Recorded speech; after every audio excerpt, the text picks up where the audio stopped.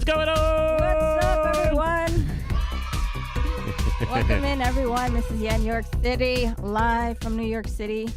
I hope you guys are all doing well. And again, today is a Sunday afternoon, frigid cold over here in New York City. Freaking cold. I'm talking about like, it was below zero.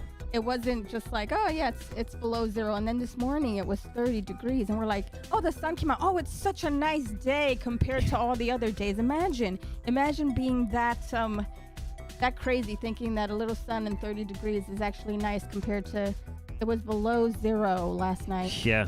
Yesterday, with the wind chill, they say it's going to feel like negative 22. So it's colder here than in the North Pole, they were saying, or Antarctica. It's colder here. Yeah. So, and it's disgusting because, you know, it's always nasty when you live in a city where there's so many cars and it only looks pretty for like a day or two and then it's just sludge. So I'm ready for spring. Yeah, let's get rid of the snow, or this ice, actually, not snow anymore. Yeah. It's pure ice. It really is like the Winter Olympics over there, trying not to fall and like break something. I seen this guy, he thought that the snow was still snow, and he decided to like head first dive into it, not knowing that it was completely ice, and kind of knocked himself out unconscious. It's like, all right, dude, come on. No, it's no joke. I'm over it already. But I think that's what I love about seasons. I feel like after every 2 or 3 months, you're done. You're like, okay, even summer. I don't like summer for more than 3 months. I'm like, I'm kind of tired. I've been to the beach 3 times already, 4 times. I'm not that big on snow, on the sand in my bathing suit and all that stuff. Yeah. But I like the seasons. I don't know if I can live in a tropical place or a warm place every the whole year. I like to be able to experience all the weather possible. I like but the not fall. to its extreme, I'm a fall baby, so I love the fall the best. And Halloween. I mean, we get a little bit of like aftershock shakes, so we get a little bit of the taste of like a little bit of that earthquake type of taste, and then We've had some. we get hurricanes come up this way, so we get that. We sometimes, at a rare occasion, there's a random water spout tornado that pops up out of nowhere. Yeah, we get everything. A little bit of everything is fine. That's the way I like it. Yeah. So a lot of fun stuff, and also not so fun stuff we would like to also address. But I don't know, what do you want to start with? The fun stuff or not so fun stuff?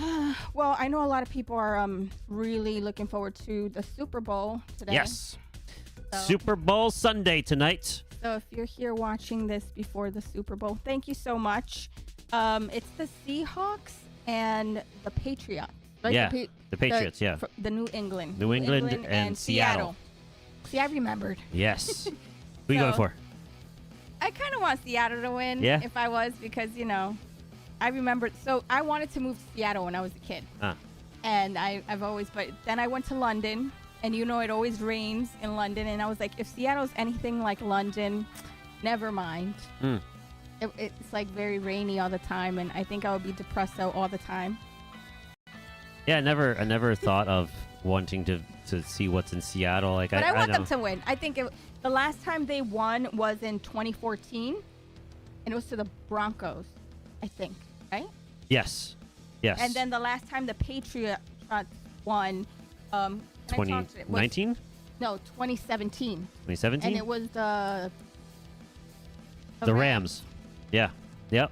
I know a little bit because I was like looking at the statistics, and everybody's betting now, but yeah, the last time I got really deep into the Super Bowl was when the Eagles won the Super Bowl for the first time in a long time.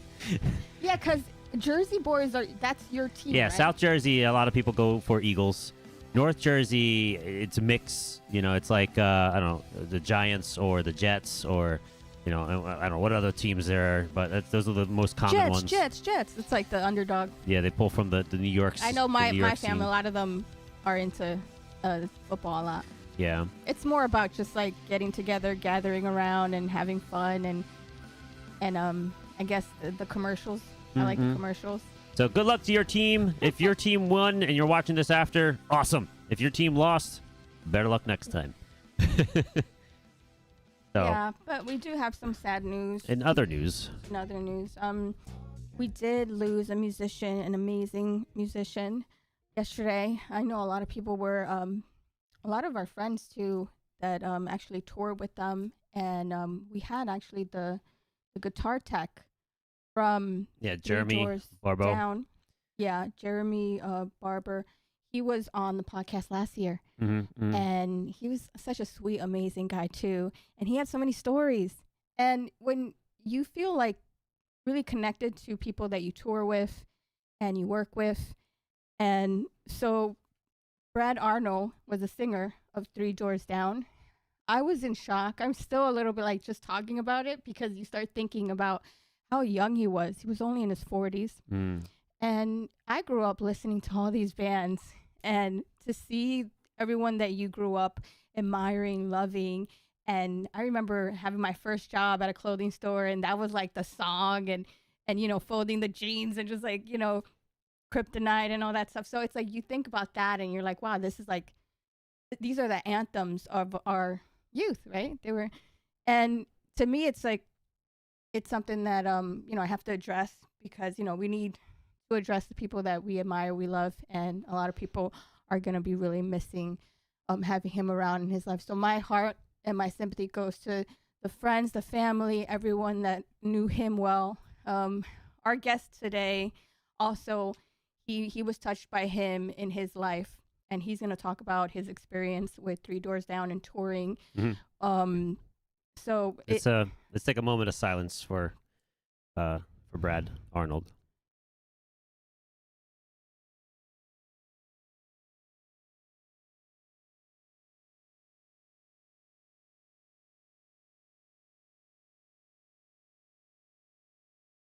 thank you so much, everyone, for being here.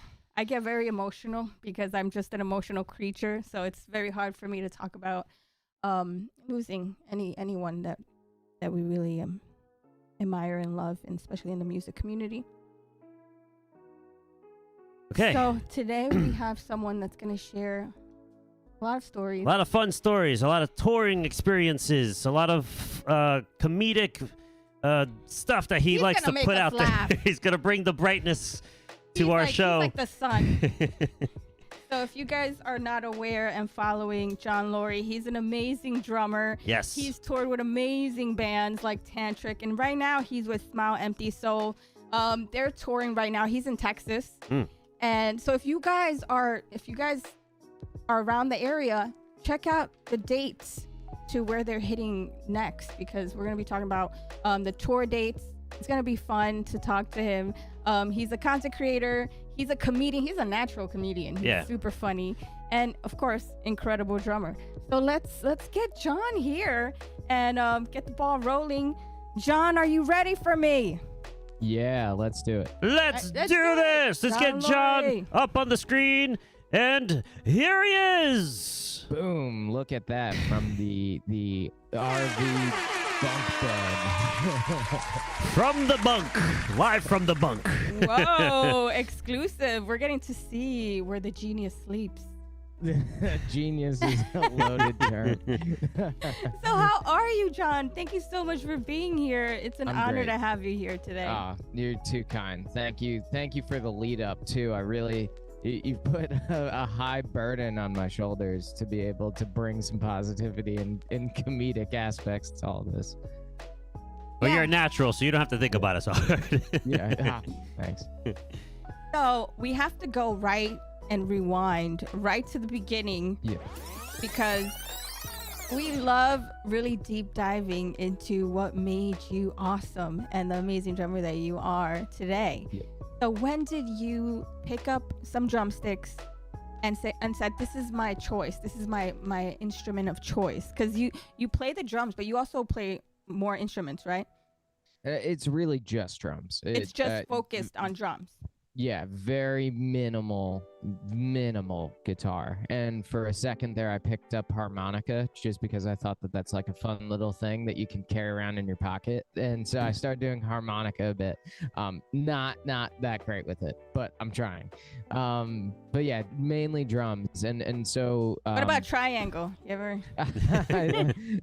I'd like to think I do that well, but I see some people play a mean triangle, and I'm like, man, I wish I was that guy. Less to load in too. Right? As a drummer, you know that's like the hardest. All the things that you have to carry constantly on the road.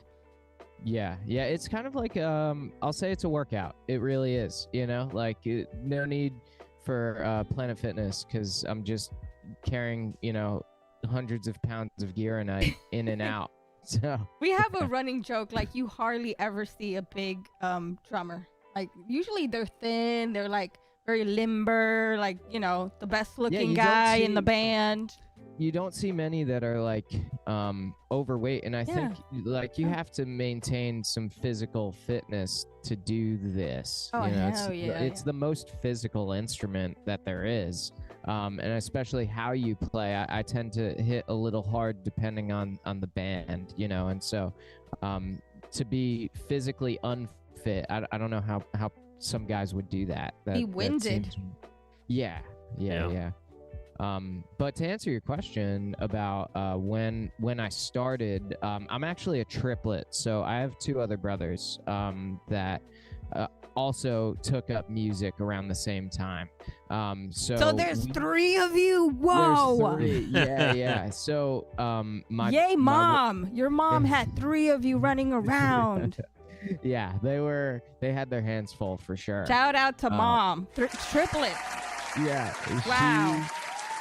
Her and my dad were great and very supportive. We all wanted to pick up music at the same time. And our favorite band, which I'm not ashamed to admit, our favorite band at the time was Nickelback, and still holds that sort of place. And so we picked up, it was really like, everybody thinks that a drummer had this like, oh, he was, banging on pots and pans when he was 10. And, he just had this natural inclination. Really what it was my brothers both picked guitar. And then I was like, well, I don't know what to do. Yeah. I wasn't initially drawn to the drums or anything. So then I was like, well, maybe I'll try drums. And then from there, it really just took off. And we started our own little band that would go out and play shows. Like we were playing some bars when we were 15. A family band? Yeah, we had a family band very adjacent to the. We were playing bars at 15 when we definitely shouldn't have been. You had no business being in a bar. No. At 15, but that's cool though. Yeah. Yeah, I mean, we had those experiences early on of like, hey, let's do 3-hour cover band sets. My cousin was a manager at a bar in New Jersey, and he would have us come in on like, I don't know, Cinco de Mayo and set up and play a set, or for a Halloween show, get up and play a 3-hour cover band set. So we had that experience fairly early on. And then from there, we just started playing and opening for bands like Tantric and opening up for bands, bands like Saving Abel or any of these, lower, more approachable artists. And so, yeah, that was really all where it started. Nice. What was your first drum set? It was a Tama Imperial Star, and it was red. And so my parents ended up getting divorced when I was around 11, and so they both wanted a drum set at their house. So I had 2 Tama Imperial Stars of the same color scheme, and at one point I brought both of them together because I thought that would be cool. Whoa. To have like 2, like the full double bass and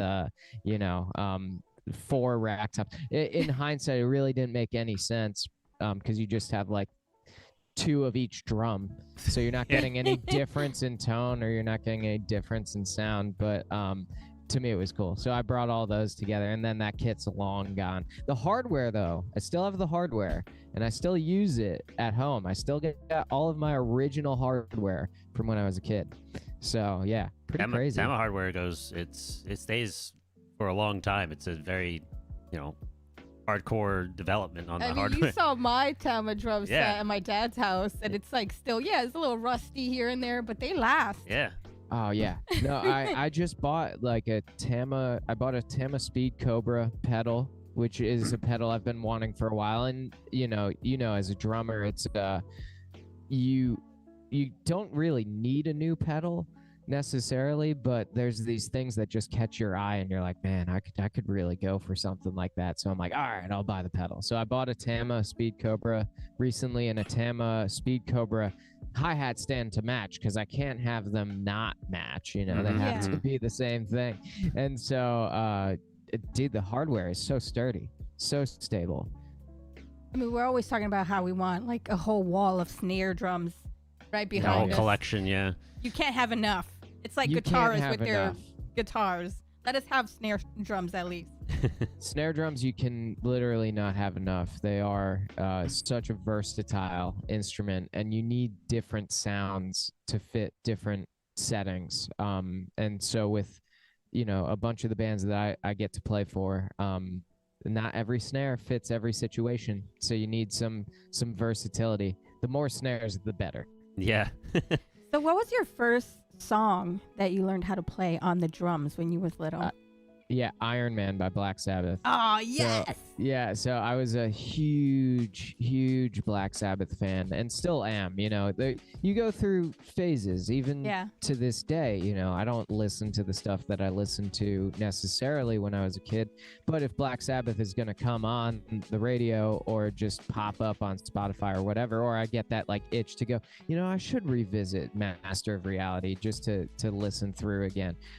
Black Sabbath is such a groundbreaking band, musically, sonically, lyrically, all that stuff. So yeah, I learned Iron Man, first song, me and my brothers, first show ever, performed it at a talent show. That's a hefty song for a child to learn for the first song. I can say confidently we didn't play it well, so like most beginners. Gotta start somewhere. But I mean, that's like some Black Sabbath. I mean, I grew up listening to Black Sabbath, so my love for Black Sabbath is very big too. So I understand. But damn, that's like me trying to learn Tool. I wanted to be like Danny Carey. Like, come on now. He wanted to be like Mike Portnoy, and actually, he's really amazing though. Like, I was gonna say, you look like Mike Portnoy. I was like, here it comes. At our shows, people go up to him. He's like, "Did anybody tell you look?" I'm like, he loves that shit. Get it all He the time, eats man. it up. He eats it up. Listen, I get the Taylor Hawkins equivalent. So yeah. people I are do like, see oh, it. you know who you look like. So I get Especially that. when you have your hair down, right? Mhm. Yeah. Right now it's all tied back, but the hair is there. But it's a good comparison. He's awesome. He was such a beautiful man. Oh yeah, great drummer. Definitely more in my vein, but yeah, dude, you look like Mike Portnoy. Really. He loves it. Thanks. Yeah. I guess. told him, I want you to play grow like your him hair. too. Let's Yes. you play like him. Yes. Yeah. That was my foundation when I started learning, like, not learning, but like enhancing my playing capabilities. He was like the go-to, and then I was able to play a lot of his stuff, and then I was like, okay, I got to dive deeper into other drummers because I don't want to just be like Mike Portnoy. Yeah. So I got into So like when Thomas Lang and Marco Miniman and Mike Mangini. Like I got more into like the technical independency stuff, and then for groove, I was like Benny Greb and Jojo Mayer. Those are the ones I gravitated to. So when I started the podcast, I had him on the podcast, and you know what? We had a stream, and he did, what was it, 4 Dream Theater albums back to back. It was, how long was that stream? Over 4 hours, I think. So that goes to tell you he's a mega fan. I swear to God, I think my arms and my legs were literally about to fall off because I believe having to play all that straight and little to no break in between. You probably get like 1 or 2 like James LaBrie instrumental, and that's it. But little breaks. Wow. And because each song is like 25 minutes, basically, like. It's Yeah. That's long that songs. stuff. Musically, for me, is a bit over my head, and I never gravitated towards Dream Theater or even Rush, and I know that that's kind of a sin as a drummer or whatever, but it just, I was always very groove oriented, and not to say that those guys don't have groove, but more of a, I love lyrics and I love melody and I love supporting those things more than I love chopping out on the Thank you drums. so much for saying that. Thank you so much. There is no malice towards any other drummer that believes different, that drums can be a very vocal instrument and can be a very dream theater thing. That just never spoke to me as a drummer, and that's the beauty of this instrument. You wouldn't believe the amount of people that like I posted something about playing in all the different bands that I've been in, and this guy's like, yeah, but like you can't even play like Danny Carey stuff and whatever. And I'm like, bro, is that the only drummer that ever existed? Like, I don't want to. We are all versatile. Yeah, every drummer is instrumentalists. different. It has something awesome Every about drummer them. should be able to do what speaks to them, and that's great. I And can't play if it's- jazz drummer stuff. Like, Well, so that's the thing. I love jazz. Yeah. And I've me been too. studying jazz hard for a long time. And to me, that's where I really resonate with things outside of the rock world. The groove and the meat and potatoes, right? Yeah, that for me, that is really what I feel most comfortable with as a player, but also what I like writing more than I do, anything in the line of prog or whatever. In Smile, though, we do have a song in 7/8, and that's interesting. It's like, all right, gotta make sure I'm counting this one. are you playing in 7/8 or 4/4, and then the song flips in between? So the song is actually the main riff is in 7, and then it flips to 4 for the chorus, and then back to 7, and then there's this build-up fill that is in 7 that you need to make sure, of course, that you don't go over, and then land right on the 1 to hit the 4/4 again back into the chorus. So that's that's the extent of my prog technicality. That's awesome. Like you mentioned, the reason why I decided to pull away from like the Mike Portnoy stuff is because I don't want to be overly technical. I also want to have a groove, foundation as well. That's why I followed like Benny Greb and JoJo, because they played to the music, and that's kind of like where I wanted to be more like laid back on and just have the music express itself without me being, hey, look at me, I could do all this crazy shit. That's totally it. And a lot of drummers they'll suit themselves more than the music, and it's great to do that when the music calls for it. But I've been playing with this band 9 Days, who's actually from Long Island. They had that Story of a Girl song, this is the story of a girl who cried a river and drowned the whole world, and they are just songwriters. They're absolute songwriters. And so when I went to work with them and fill in for a show that we did over the summer, it's like, I just need to suit these songs. That's it. The songs speak for themselves. I'm just here to back that up. I'm not here to show off how many cool things I know on the drums.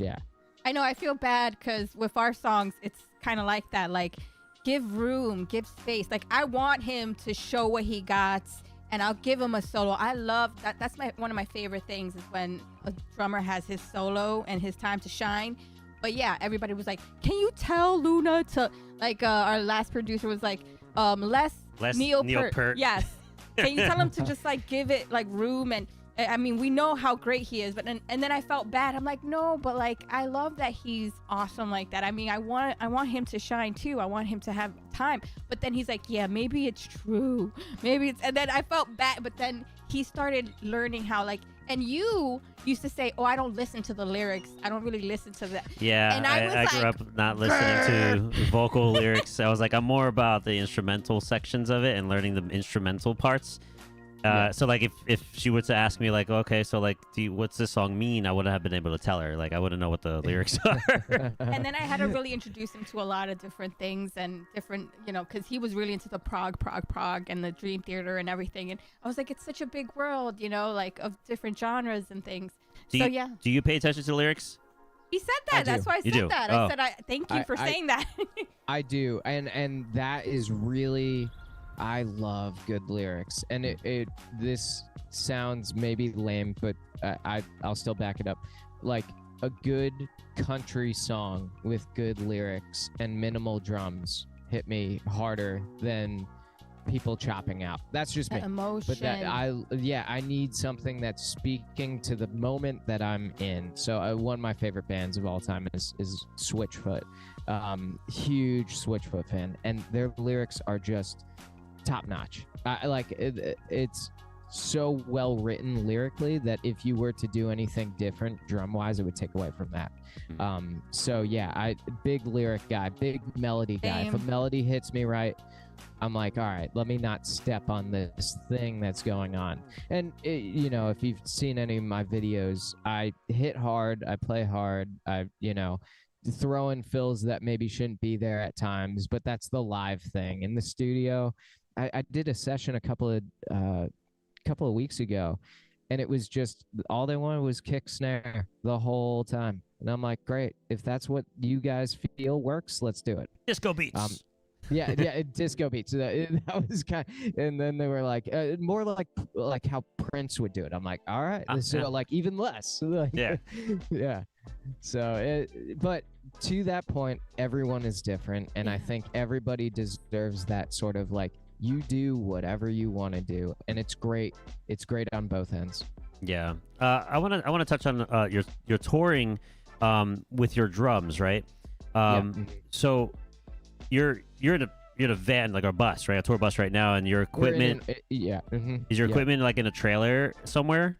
So we have an RV, and the equipment lives like with us. There's only 3 of us roaming around together, so there's enough space in here. Our setup is super small. Okay. So the drums live in here. And you are responsible for setting up and taking down and everything. You don't have like a tech or anything. Nope, no tech, and I've never had a tech. It's always been me doing it. Any stage hands that help with moving stuff? Yeah, it depends on the place. You know, sometimes though, I'm very meticulous about my stuff.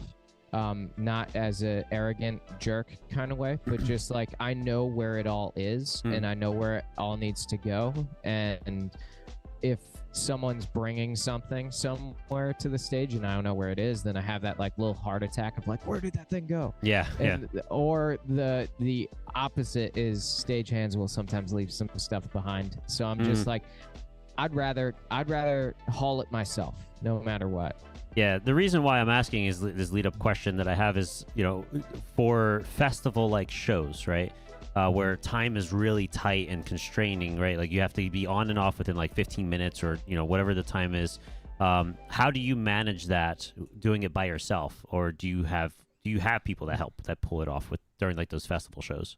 That can be stressful, and I've done to the furthest extent of stress on that one, and then the least like, oh wow, that was really simple. Still with festivals, most of the time you're bringing your own gear. I've done a couple where they have a back line that's set for everybody, and that's kind of lame. It's like everybody's a different drummer. We all like our own stuff. So at certain festivals, they've had like a rotation of drum risers. So it's like you get your riser for the little slot of time that you have, and you'll throw your kit on that riser, and it'll kind of like conveyor belt around the stage until it's your time to go on. So you have ample time to set it all up. You've got this whole moment of being able to make sure your gear's on that riser. They'll take it to the stage, hook it all up microphone wise, and you're good. Other times we've had the 15 minutes, and so we'll get there early enough, and I'll have to like set everything and then have some stage hands help me on with it. And I don't have much. It's kick, rack, snare, floor tom, and then crashes, ride, hat. So really it's not much. So it's fairly easy to get off and on within 15 minutes. Oh. Yeah, I'm trying to like think of how I'm gonna manage that when we do our festival shows, because like I run off of an E-kit, right? And cables and everything galore. So having everything marked and ready to go for, I guess the front of house to know where to plug everything in.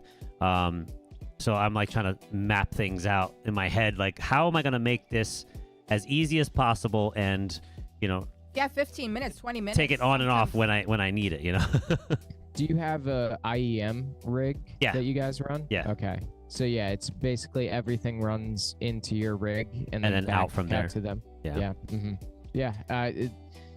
I feel like with an E-kit though, as long as you're giving them the 2 left and right outs, you're pretty solid. Like that's less stress for them, I'm sure. Yeah. Yeah. I think as long as I have that, what you mentioned, the rotating conveyor belt of the risers, then I think we're good on that. But then having to do what you're mentioning, when you have to pull everything to the front and position it, I gotta plug everything in, from the lines on the drums to go into the module. So it's like so that's a additional lot. time. I've never really seen an electric kit set up on a festival. One time I did a festival in Seaside, and it was with my E-kit. It was horrible. Like, it was the worst situation. Oh, tell us. Tell us. What's the worst? These are the stories we want to hear. So I play with Willy Gwilks, who's been a good friend of mine for 10 years, and he plays in Dragon Force now. Yeah. So it's funny to like look back. We're going on our own tour in mid-March, basically, or beginning of March. Anyway, we've been doing like the dirt circuit shows for forever together, and it's funny to see him like off with Dragon Force when I can think about these times that we've had where stuff has gone wrong. And so we got offered to play in front of a Prince tribute band in Seaside for this like wine festival that they have down there. And it's a big deal, like 5,000 people drinking wine on the beach. And Wow. the day before the show, we're all ready to go. And the promoter or stagehand calls him, or stage manager calls him and goes, I've never heard of your band. I've never heard of you guys. I don't know what you're doing, thinking you're playing this show, but you're not on it. So What? good luck. Yeah. And we're like, we've been thinking that we're doing this thing, and now you're telling us that we're not. And so Billy goes to him and says, well, what if we did acoustic? And he's like, we just don't have like enough lines for this. We're not set up for this. And so Billy's like, we will literally do anything. Like, this is, we thought this was a big deal for us. Yeah. And he's like, well, your drummer can't bring his drums. Like, you guys can do your thing, but your drummer will have to like bring an E-kit or something. So I'm like, all right, well, we'll do it. And so brought the E-kit. Not only did they not hook it up properly, I couldn't hear it in my monitor. Billy couldn't hear it in his monitor. His guitar amp was on the fritz. We got through like 3 or 4 songs in front of 5,000 people. Jeez. Train wreck style, crashing and burning. And then that was it. And we were like, well, that sucked, huh? it was not good. And what's funny? It wouldn't have been a funny story if it wasn't for the train wreck aspect. Like, it would have just been like, oh yeah, we played in front of 5,000 people. It was a really cool time. Like, but to have this whole lead up of them telling us that, you're not allowed to play, and then you got to play an electric kit. One of my crash cymbals like wasn't working. Yeah. Oh yeah, when that happens. So I'm like, it's a funnier story now. In hindsight, it's a way funnier story. But you have a good sense of humor, so what are you gonna do now about it? You gotta just with music. People take it so seriously, and to take your music seriously is a thing, and I think that that's beautiful. Yeah. But to take yourself that seriously, that's where the comedic videos come in, because I'm like, we're all just out here trying to make a living playing music. We're all just trying to live the dream. Nobody's better than anybody else, So who cares? Just have fun with it. Don't take yourself too seriously. Yes, Yeah. and I love your content because you have Thank some you. funny ass things, like with the drummer aspect, and then you have your girl on there too, like living with a drummer, and Like I love those because I mean it's real, and we even think about it sometimes that we should do some funny shit like that because it's real. Mm-hmm. Like especially when you have gigs and things go wrong, and it's like, and then you talk to your friends, and it happens to every one of them. Like those stories are so relatable, right? So I enjoyed them. I enjoy your content. It's so funny. Thank you. There's a reason why Exactly. everybody resonates with these things. You know, we all go through it from the smallest level of music, you know, playing in bars to the largest stages.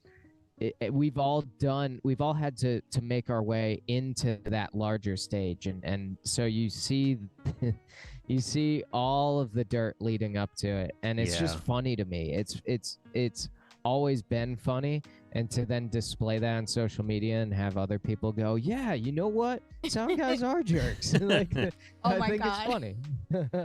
We got a few people that's popping into the chat here. We got Awesome Pride. What's up, Awesome? What's up, AZ Awesome? Drums. AZ. What's going on? And our friend Zach Seif. What's up, Zach? Zach says, John. Hey, Zach Miss is you, here. dude. Miss you, dude. Hope all is well. Love Zach. Zach was in my band with my brothers for about a year, and then COVID shut the whole thing down. So that was lame. But Zach is a top-notch guitar player and also YouTuber, content creator, all of it. Zach is awesome. Yeah, we had the pleasure of having him on, and it was fun hearing his insights and his experiences, and then the company he works with, Quantum Industries, which is He just awesome, went to awesome NAMM. flight cases. Top Cinema. Top cinema. This guy is so funny. I'm assuming AZ, you watch Yeah, he's a watch fan. John. So yes, that touring experiences. What other crazy live show experiences that you've We experienced? love hearing the Yeah, good, 'cause- the bad, the ugly. Yeah, the, like what the was funny. what was the most, like, out of the best experience and then the worst experience? I don't hear that. Yeah, I've got so many highs, and that could be from any. People assume that when you're going out on tour that it's sold out crowds every night, and you're just living the life every night. And maybe for some people that might be true, but I think for the vast majority it's not. It is a hustle out here, and it is a grind, and it is, very unforgiving at times. But I've had some really great experiences. I've been in this touring world for 6 years now, and it's been nonstop touring since 2020. And I've been on Louder Than Life festivals. I've been on Blue Ridge when that was a thing. I've done Rockville. I've done 3 Creed cruises, the summer of '99 cruises. I've done 3 of those now, and I'm gearing up to do a 4th one in man, April. you're hitting all those awesome festivals. The festivals are, and they've been very cool, especially with Smile Empty Soul. Like, this was a band that I grew up really loving, and so to be in it is great. And so we get to do these festivals and cruises and whatnot, and it's just awesome. Those are moments where you kind of remind yourself, okay, not every day is going to be like this, but kind of soak up this moment for now, and just tuck it away, kind of keep that with you, because this was a really cool thing. And then you're going to go back to the club and the bar circuit, and this isn't always going to be cool like this. Not always but, glamorous. It's not always glamorous. You don't get the nice catering, and you don't get, whatever. So I've done that, but I've got millions of stories. People say I should write a book, and it's only 6 years in on this touring thing, but I've experienced. You got to start doing it, John. Start I've doing it on the road. Every bit of this industry now, and it's wild. Like, even yesterday, we showing up to the venue, and they didn't have sound working at all, and we're just kind of sitting there going, do we think we're gonna have a show? Like, is this gonna actually happen? And so, it's every day is a different occurrence. Never a dull moment. Never a dull moment. So yeah, we could sit here and talk for hours about the worst of worst things that have happened to me. But Yeah, it's all wild.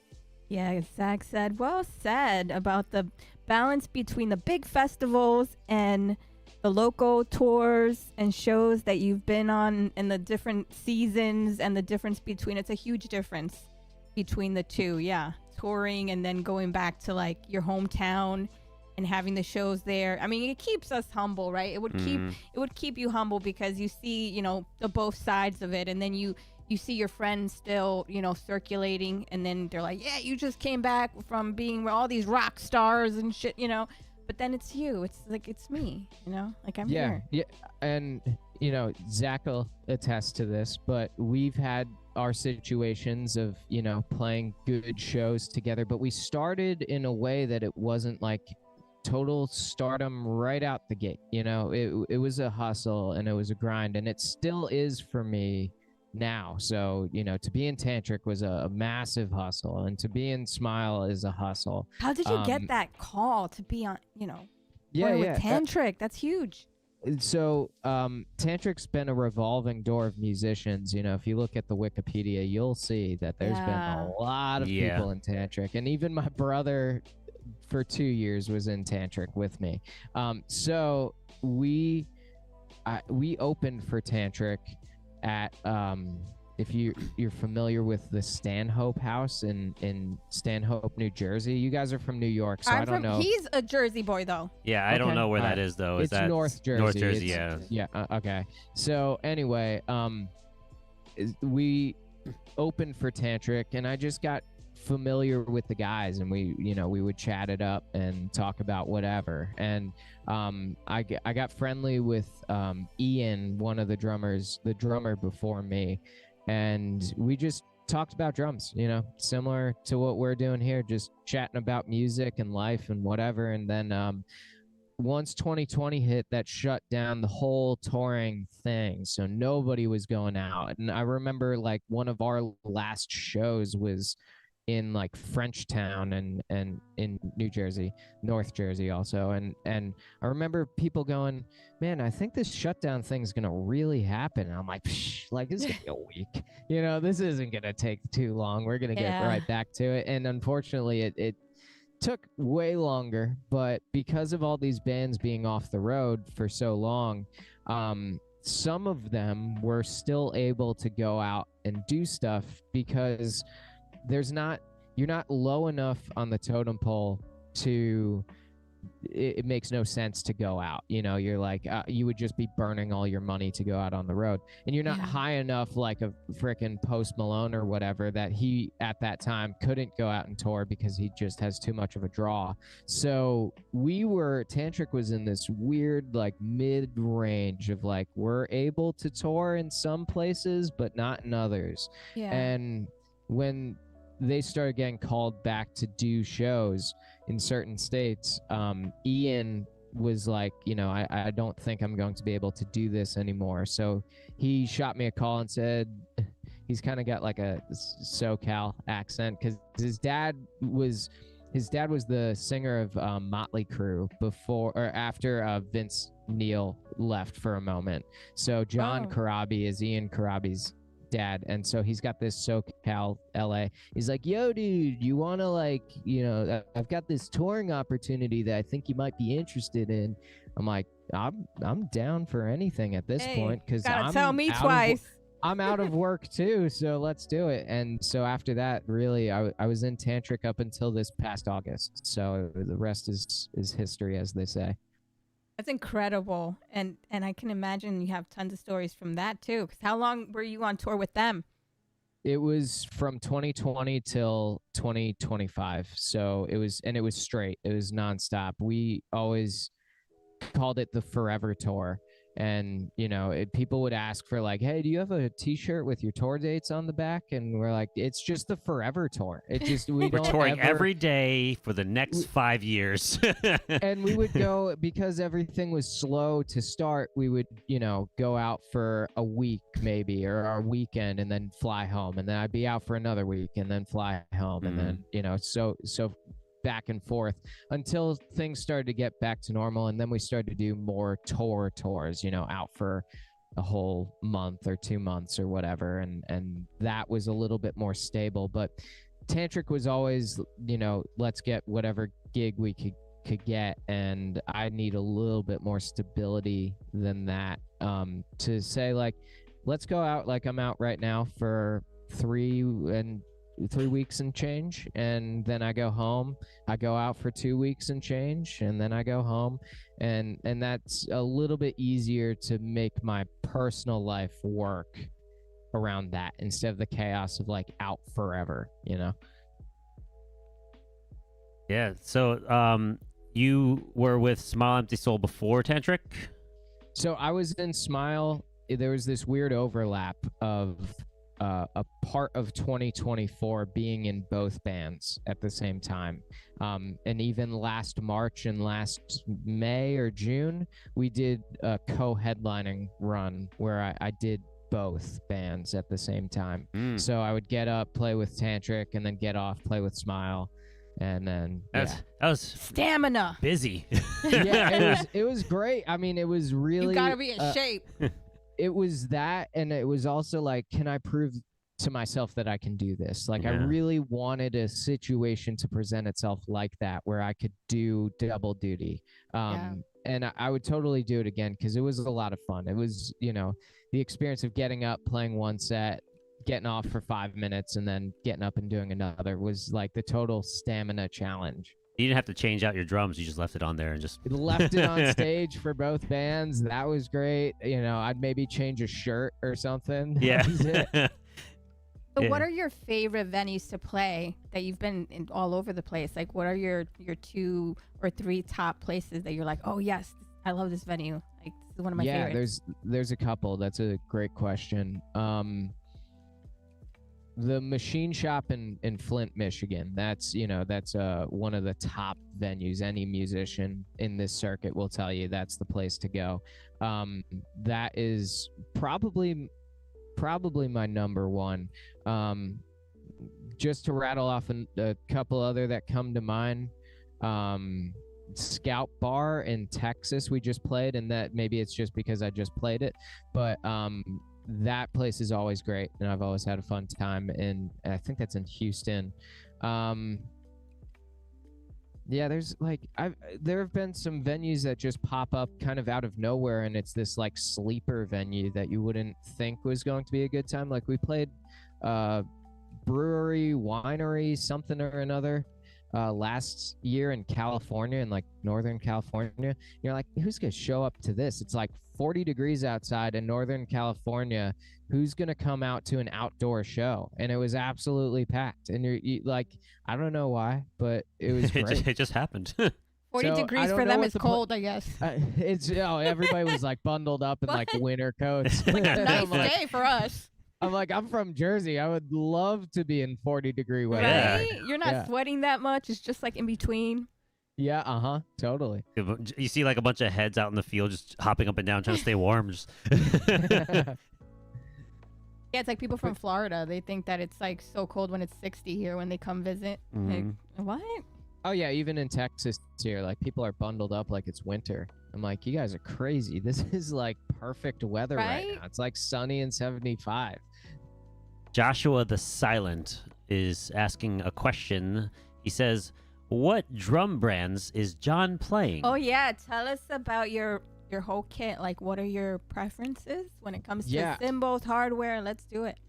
Yeah, I love gear. I love talking about gear. We talked about snare drums already, but there's a company in Pennsylvania that I've been repping since before I was touring called Bucks County Drum Company. It's like a bougie boutique custom drum build company, and it's run by a guy named Chris Carr, and he's just a phenomenal drum builder. I played a club in, you might know this, Puck Live in Doylestown. That's close enough to South Philly.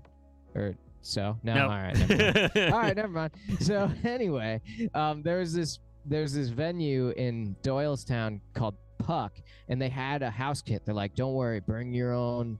And I apologize for the story, but it leads me to why I play these drums. No, go ahead. So they had a Bucks County Drum Company drum set as their backline kit. I'm like, this thing's gonna be a piece of junk.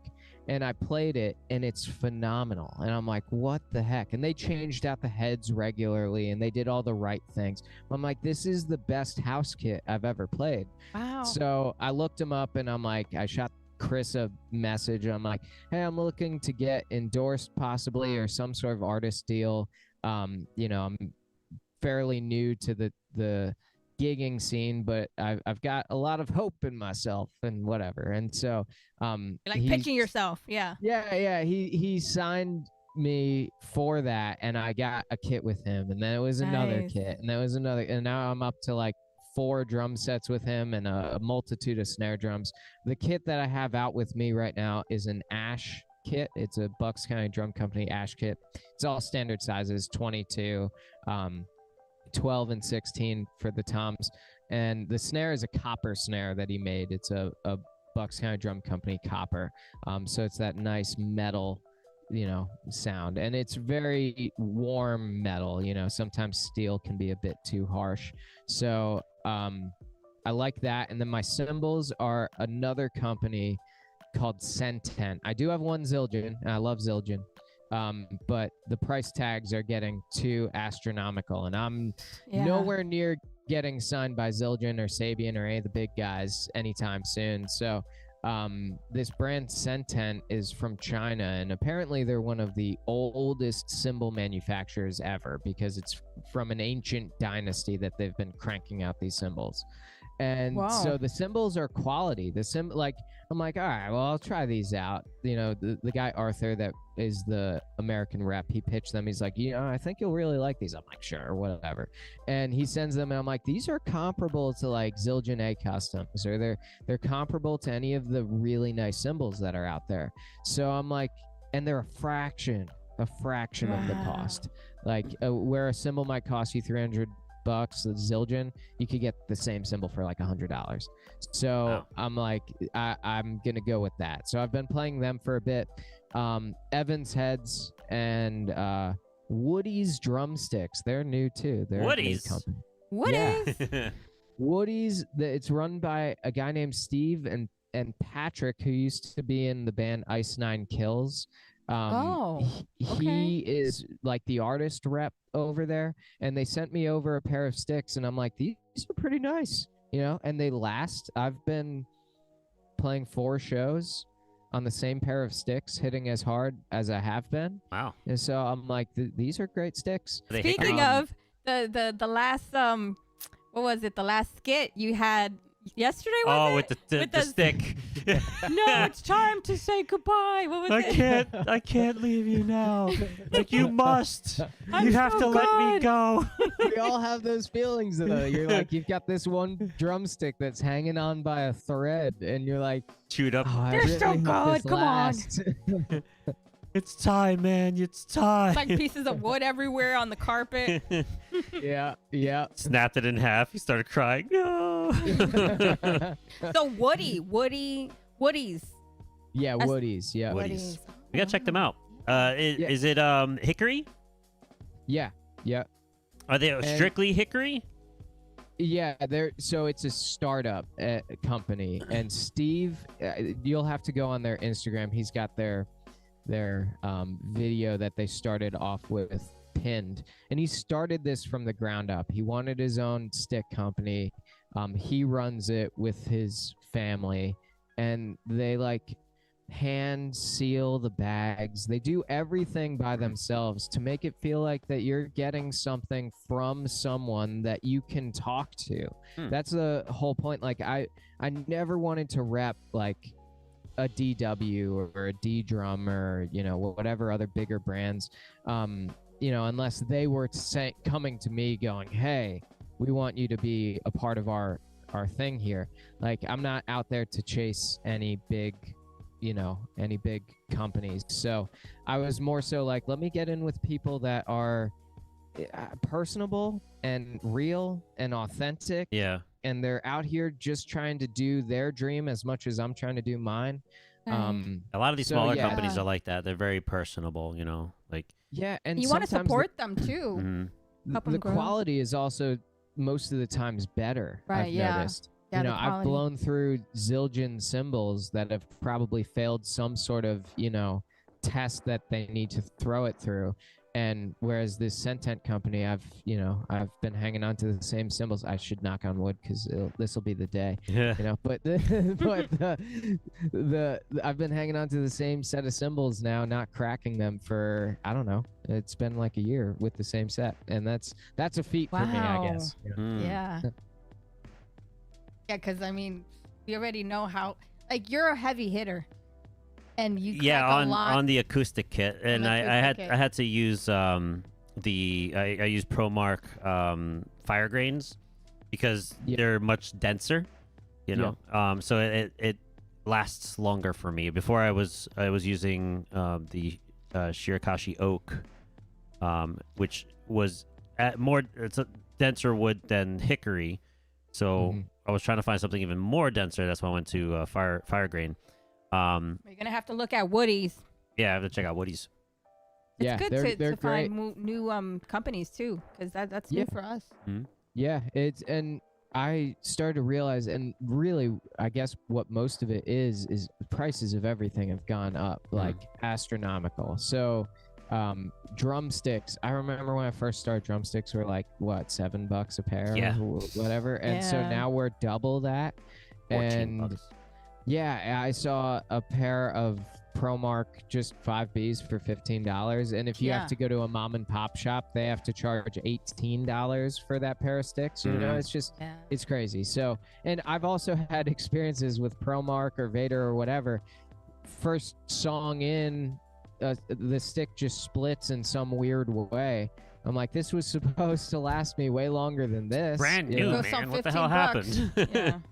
So, you Real. know, I like the personable side of things, and I think that these smaller companies are seeing windows where they can compete with the Mm. big guys, and I'd rather support that. Yeah, And that's the awesome. quality is there too, and they're lasting. Yeah.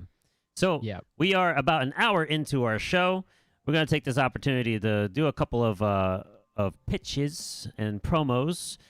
For anyone that is listening and you've made it this far and you're enjoying the show, you want to catch some more future shows, please hit that subscribe button on YouTube. We're trying to build our YouTube channel and get to the YouTube partner program, reaching 500 subscribers, which we're aiming for. So we're about 100, almost 200 subs, close to 200 subs. So if you're interested and you want to catch some more of our shows, please be, please help out the channel by subscribing It's free. and like the video, like the show, And it get helps. to know, like, look, all these different artists, companies, and you'll be surprised how much you learn from all these. And we love having guests here, like Jon, telling us all his experiences. Yeah. And speaking of companies, we are opening our opportunities for any company and any bands or any artists that is interested in wanting to place an ad on our show. As you can see on our panel here, we have a ad placement opportunity. If you want more information on that, visit YenYorkCity.com. There's a drop-down section in the podcast for sponsors and ads. There's a lot of detailed information on that for what you can do, what is available for you to place an ad here on our show, so that we can have your stuff in rotation.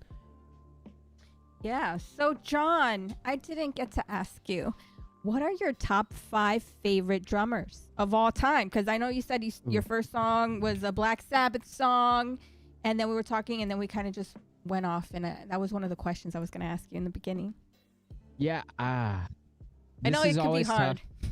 It's always tough because I'm very inspired by a ton of artists. Gosh, really putting me on the spot, but that's okay. I can come up with this. You can do it. I can do it. I know I can. I've got this. Really, I think John Bonham has to be number one for me. That was just the guy that I really gravitated towards. The second, so there's a band called Blackstone Cherry that I think is phenomenal live band and phenomenal songwriters. Their drummer John Fred Young, he's been a friend of mine over the years, but also just one of those drummers that when I saw him, I'm like, I want to be like that guy. So that would be another one. I'm a big Gene Krupa fan as far as jazz drums go. I love his showmanship and I love his approach to, it's how I feel as a drummer. It's very whimsical. He's smiling all the time. It's very, lighthearted. Oh, And I love like that too.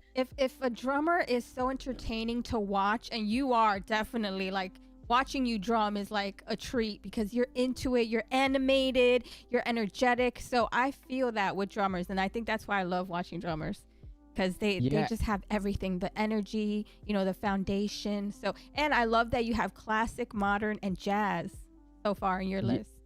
Yeah, and I'll go with Daniel Adair from Nickelback because that was my first influence when I first heard, drums. I'm like, wow, all right, that guy's really, really good.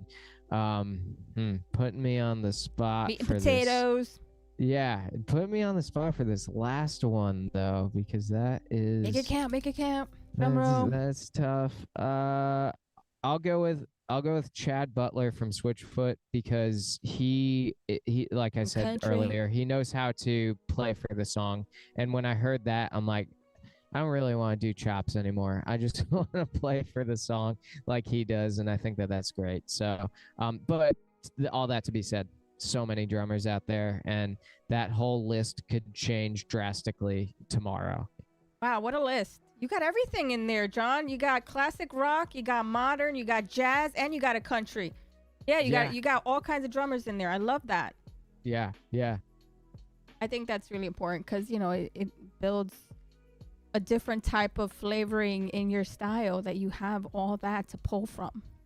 Well-rounded, I've always tried to be well-rounded with just listening. I maybe can't play everything that I listen to, but I really like listening to everything. Yeah, I think that there's good in most artists that are out there. So top 5 favorite bands. Ooh. What are you listening to now also? Because, that always changes, right? Yeah, that always changes. And what's funny? And this is really not a knock to anybody doing this thing. But when you play this style of 2000s rock music for so long, it's like day in and day out, you're like, I can't listen to it anymore.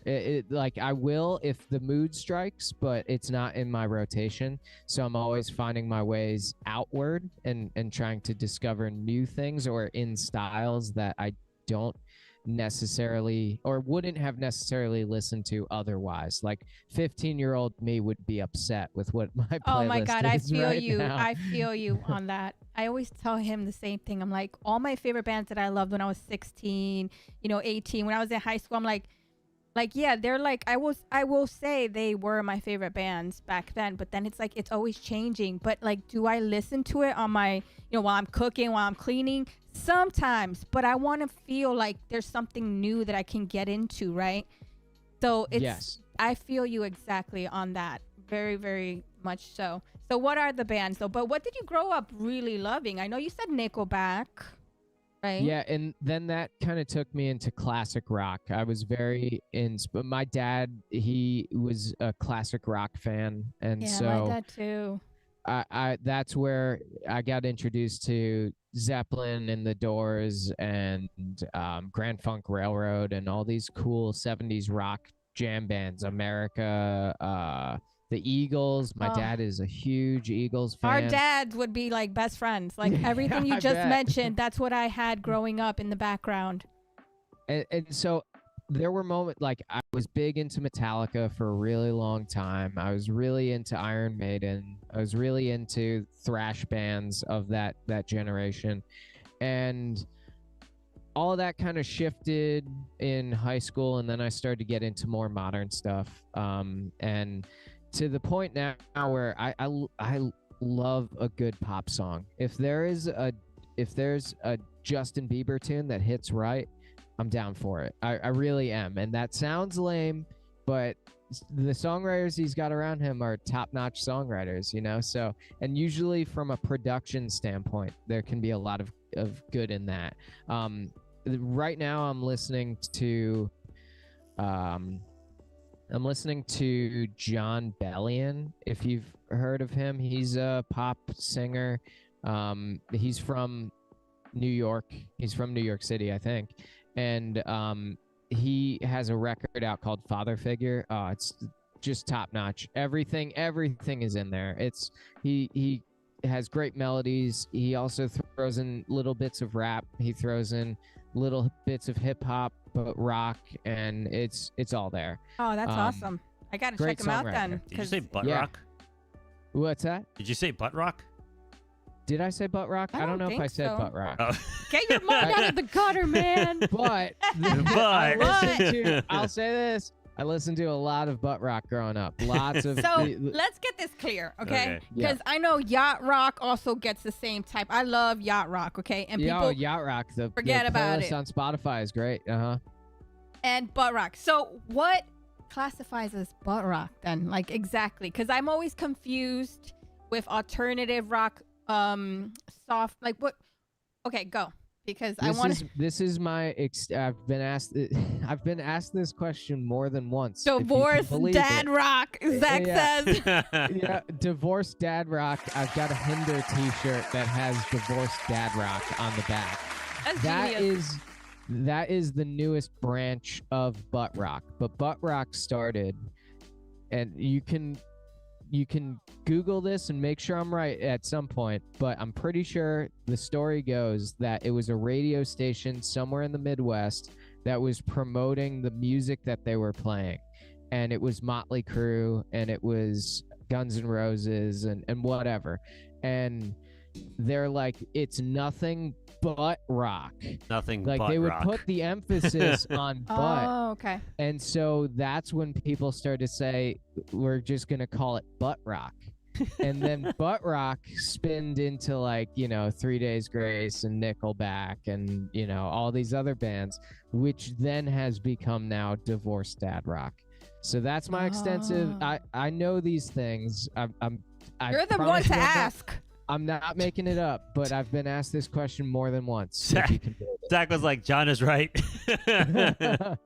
I mean, if there's someone to ask that question, is you, because I mean, there's like I know you've gone through all those festivals, and I feel like there is a lot of butt rock, right, in those festivals. Yeah, and it's come back so hard. Like we in Smile, we're very low level. There's the hits and there's the things that have pulled the band along for 20 years, but it's not to the extent of Three Doors Down or 3 Days Grace or any of these other bands. And so the interesting thing though is a lot of this is coming back so hard. Oh yeah. A lot of this 2000s rock, the Hinders and Nickelback and Creed, and they're all coming back so hard right now. And kids, I've got still a pulse on the younger generation because I teach drums. They're all into it too. They're all like, have you ever heard of this band? And you're like, I feel like the elderly funny. Man. That's right? like, let me tell you about what I know about How do you know band. this band? What do you mean? Yeah, that's it. That came out when I was in high school. That's why. Found it on a Spotify playlist. You're like, whoa. Like we get kids that are coming out to shows now that we had the demographic for Smile was very much like late 30s, 40s, 50s, and up. But now we're getting a big influx of like 18, 20, these kids that are becoming adults, and it's a lot of teenage angst in the music too. So I think that they're resonating with it, Do you And think the it's like divorced dads are taking their teenage sons. yeah? Yes, that's it. That too. That's exactly So it. you think it's stemming from like parental guidance, or do you think like now shows and TV shows and movies are applying these old school music and influencing the kids, like Both. Stranger Things with Metallica and what's the other band that they showcased that Prince. They had Prince on there. Yeah, Prince. So do you think that is what's causing these kids to be like more interested in that type of music? The nostalgia of it all. I think it's both. I really think it's both. I had two kids come up to me last night and they were like, our parents couldn't be here, but they turned us on to Smile Empty Soul, and Aww. we're listening to them now, and we love you guys, and we think you're awesome. I'm like, whoa, that's wild. Then there's the other side of things, the big jeans are coming back now. The Jinko jeans. Yeah, the Janko jeans, and new metal is back. Metal. And Limp Bizkit's cool, but they never really left. But now they're back. Like there's this weird thing that's happening. It's making me excited again. It's the teens are liking Deftones now and Korn. So here's the real in real time that I've been seeing this happen. We played in Kansas. I think it was Kansas City. I want to say it was, whatever. We played in Kansas back over last summer to like 10 people. Horrible show, whatever. It was just not a good selling show. We've all been there. And then we just left. And months later, up until I think we played this show in November of last year, we show up and it's like hundreds of people, and they're all young kids, and they're like rocking the rail, and they're into it. I'm like, we literally played down the block a couple of months ago and nobody cared, and now we're here and we're playing to basically a sold out crowd in this other club. I don't know why. I can say that there's a couple of factors: booking, promoting, all those other things play a factor too.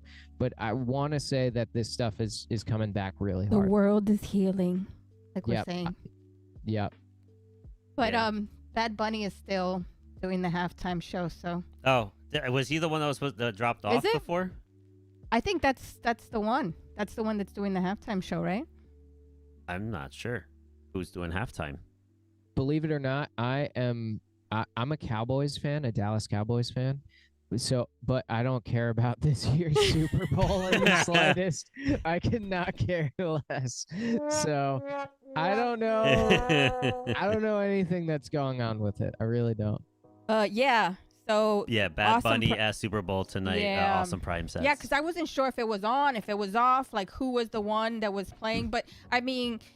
That's what I'm saying. I feel like we haven't had like a really good rock halftime show. I mean, I think in time it might come back, because look at the Grammys, right? We had he won Best Album. I mean, that's crazy. But we had that one metal band in the pre-Grammy show. What was that band? Spirit Box. Spirit Box. Yes, that was amazing. Yeah. So the fact that there's metal being applied to the Grammys now, it's only a testament of what's coming, right?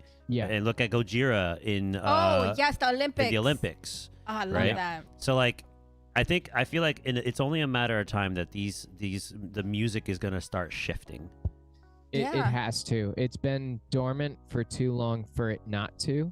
And I can say, living in New Jersey, going to New York City for gigs with other bands while I'm there. And then also having just played the West Coast, I did like a lot of LA and that whole side of the world. And that's where trends come from. It's from New York City and LA, and it moves inward. The amount of kids that are coming out to these shows is so much greater than it ever was. So I can only say, just like you're saying, this is going to just keep getting bigger. And I think the young generation, you got to figure the kids that were 13 or 14 were coming out of 2020, which had a whole bunch of strict guidelines and rules and whatever. And this isn't a political statement, but it's just they're coming in with so much angst now that going to a live show is better than what they did, which was just sitting on the couch and doing nothing. So you're seeing a whole lot of kids want to come out and go and do something that's real. Yeah. Everything on our phones, everything with social media, it's all fake and it's all nonsense. But to go out and experience a show and sing along with a band is a feeling that has been lost for a while, but I think the young generation's starting to seek it out. Yeah, and also a lot of kids, they started picking up instruments around the pandemic. They started getting guitars and drums, Yep. and basses. So I feel like, yeah, there was something that happened there. It was good and bad, right? There was a lot of both. Yep. And Definitely a lot of both. incredible. Yeah, I believe that too. So But Jen, you teach. Do you teach privately, or are you teaching a school?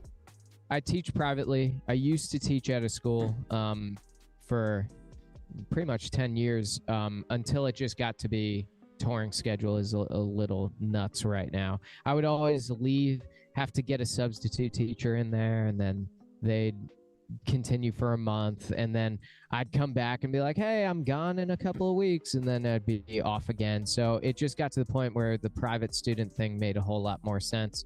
I've got my 20 or so private students a week. Some of them still meet me while I'm out here on the road, and that's really about it. So You do remote sessions? Yep, remote sessions. A lot of my students lately have been remote sessions because I can teach people in Colorado while I'm home, or I can teach people in Florida or whatever. My lessons don't have to just be for New Jersey people. Right. And in your curriculums, right? So like I like having to dive into education, because whoever's listening and is looking for a teacher for drums, what is it that you provide that their kids can go to and learn from you, and what success have you seen in your students? Yeah, I guess what I have the most of now is the real world experience and how the music industry really does work in this level. And what will make you succeed as a drummer isn't knowing how to play stick control, the book for every single page, every single exercise, knowing it front to back. That's not going to make you the best drummer, or the one suitable for the gig. So what I offer mostly is like, how can we get you to the point of comfortability behind the kit to play what you want to play? So that deals with a bunch of ergonomics, like how you're sitting, how you're holding the sticks, all of those things. But also that drums don't need to be this stale old guy way of doing things. Like, we're going to start you off on the snare drum, and then we might move you over to these other instruments. That's an old, outdated way of doing things. So what I've learned is get people playing as quick as possible to be able to hold a groove. Everything is the same groove. It's all kick, snare, in one way or another. The skeletal structure of music is that idea. So if you can at least get somebody playing, then we can worry about the technique, and we can worry about things as we go along, rudiments and such. But to have this stale lesson with a teacher trying to teach you all 40 rudiments before you hop on a drum set is kind of lame. And I think most people, you don't play drums because you love the sport of drumming necessarily. You play because you want to play music. You want to play songs with your friends or jam to songs from your phone.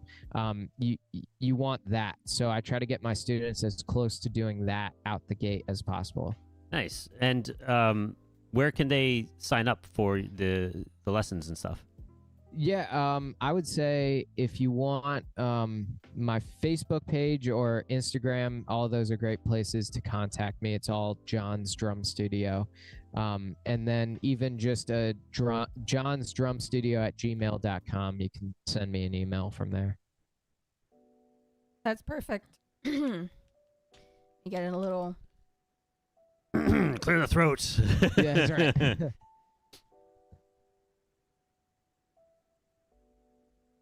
What was the other thing? Oh, we wanted to touch upon, I know we went from like laughing and talking about everything, but I did want to touch upon how you were mentioning Three Doors Down yesterday, and how, it affected you deeply because you actually had a connection touring with Three Doors Down, and how beautiful was that opportunity? Yeah, so to clarify, Three Doors Down and Tantric toured together in the 2000s. at that point when I had joined Tantric, we never had a tour together. Three Doors Down has laid low for a number of years, and done like festival things mostly. So to back up, when I was a kid, Three Doors Down played a festival in New Jersey, and my brothers and I got to open up for them. And having that genuine, even just being a, hey, how are you guys doing today, interaction. I mean, these guys have had so many hit records, and they didn't need to talk to a bunch of kids. But yet they took the time, and I thought that was really cool. And that sort of thing went into their live show too. There's no ego behind anyone in that band, and I've become friendly with Greg, their drummer, Greg Upchurch. He's a phenomenal drummer. And he's played for everybody too. He used to play with Chris Cornell, and he used to play with Puddle of Mud, and he's been in all these bands. But Greg is such a great guy. Everybody in that band had that same demeanor.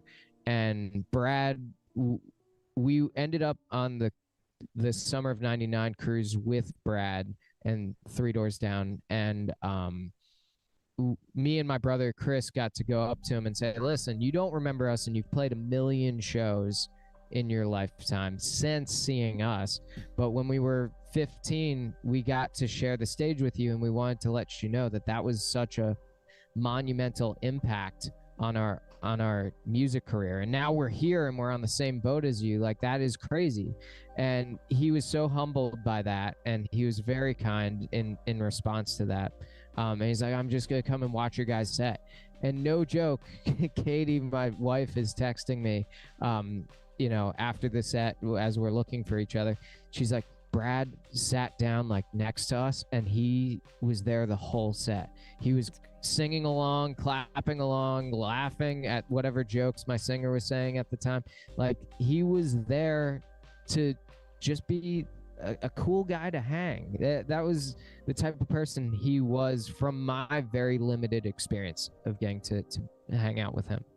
And you know what I noticed? That all these memories that people are posting about him, it's all beautiful, and it's all about how genuine and kind and sweet and amazing he was as a person, not only a musician. So that just shows right there the musicianship, the kind-hearted person that he was. And to be remembered like that at the end of your life, I think that's the most beautiful thing that people could take with them. Not only the music that lives forever, right? As an artist, that's something that, it's going to always be there. But the way you left people feeling about you is something that is you can't even explain that in words, because it's a feeling that he made you feel, and everyone that he's touched in their life. And I think that's so special. I've had experiences with bands that have left me going, those guys are kind of jerks. And then that turns me off to the music. But Same. I've also had the opposite, where I've been like, I don't really like that band, but then the guys end up being really cool guys. I'm like, this band is freaking sick. Like, it's weird how that can, but it's hard for me to separate the art from the artist. So true. And so I think that Brad, being both a great songwriter and a great person, you can't have a better winning combination than that, And I remembered crying to Three Doors Down songs in my car, in my 93 Camry, just, driving down the road after a breakup, And I thought that those songs will transcend from those moments in my life to now, and then well into the future, well into after we're all gone. So he really had one of the bigger impacts on music that most musicians can really only dream of having. I love hearing stories like that. Like I said, that's all you've been seeing. All you've been seeing is people talk about how amazing he was as a person, not only a musician. So that really speaks volumes. And I love that you can share that story with us too, Jon. Thank you. Oh, totally. Jon, just so everyone knows, he's not in the bathroom. He's in his bunk, just in case people see the That's curtain. not his shower curtain. No, I'm just trying to like looking at the scenery, right? And I'm like, this could be easily mistaken as him in the bathroom just hanging out. That means he's Now that I really look at freaking tall. It totally curtain. does look like it. You know what's funny is in my other RV that I had for Tantric, we had our bunk beds, but they're super low like this. Huh. This has this like little nook that I can like really stretch out in, and I'm loving it. Like this would be breaking my back right now. Are you on top bunk? Top bunk, yep. Oh wow, so you really do have some space there. I've got a lot of headroom. Man, I'm a short guy. I am like. Really? You look Yeah, so tall in your videos too. Is it funny? So I have a video that I'm probably gonna post. It's a repost of a number of years ago, but there's this one thing that I thought was funny. After a show, most people won't really comment on like the drums or whatever. They'll just go, "Damn, you're short." Yeah. Like, We can relate. Don't worry. We're shorties too. People always think I'm so tall and leggy, and I'm like, no, it's because my man is a short king. It's funny. He makes me look tall. Someone came up to me one time playing, and they were like, "That loud amount of sound came out from a little man like you." Damn. I'm like, yeah, I guess. Rude. Thanks. Yeah, I've had like what was one? It's like, hey, can you even reach those pedals back there? Oh Like, no. Actually- obviously a joke, but Yeah, it is yeah. funny. I had to, put a couple boxes so I can like reach Yeah, I down. have a couple bricks on the pedals, so that way I can really like tie my shoe to it.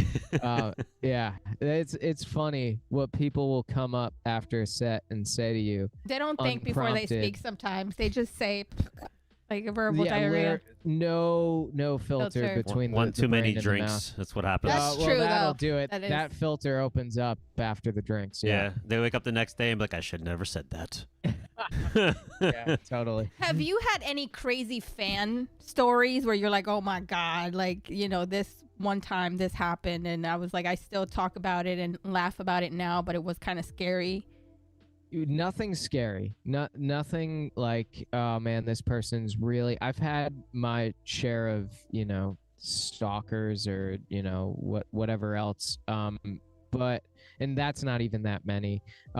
We have a term out here, and I found out a lot of other musicians use it. And now I'll preface it by saying most fans and people coming up like after the set or at the merch table are awesome and really genuine Yeah. people. But there are those that don't really know you, but will still talk your ear off. And we label them punishers because it's just straight punishment for Is that for, what we were like, talking about last time and we didn't have a word for it? Yeah.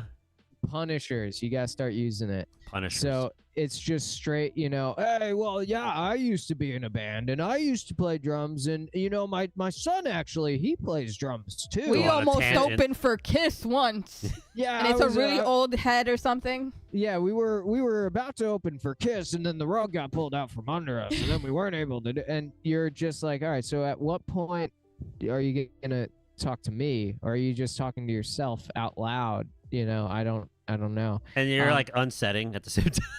Yeah, Yeah. the worst is like taking all my gear off.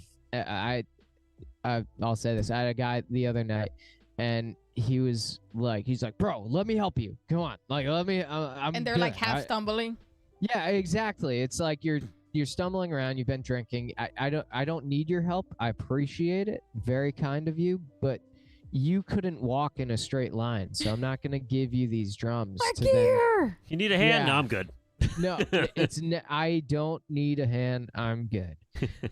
Some people don't take no for an answer too well. And he's like, bro, just do this for me. Like I don't know what service that is to you to make For me give you my stuff to then take to my RV. That's you're working. I'm like, don't worry about it. He's like, you can't do me this one favor. I'm like, What? This is so Wait, backwards right one now. favor to help you take stuff off to. Do you see how I think convoluted it is? I think it, in his mind he's probably thinking like, I'm the coolest guy here for helping this drummer move his stuff. Dude, you know who I helped? And if I do get this, their gear this to their girl tour. is gonna see me do this for this drummer. I'm gonna tell her how I know this drummer. Yeah, he's my friend.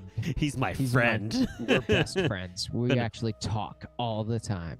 Yeah, I've got stuff like that. The response from most people though is really genuine and really great. And none of these songs are mine. But I play them like they're mine. And so when somebody has a nice comment about how this song got them through a tough time or how this, and so then they come up and they tell their story, that's not punishment. That's like we're sharing a moment. And I think that's beautiful. And I think that's the reason for doing it. I really think that's the reason for doing it. And it also gives you ideas for skits later. Yeah.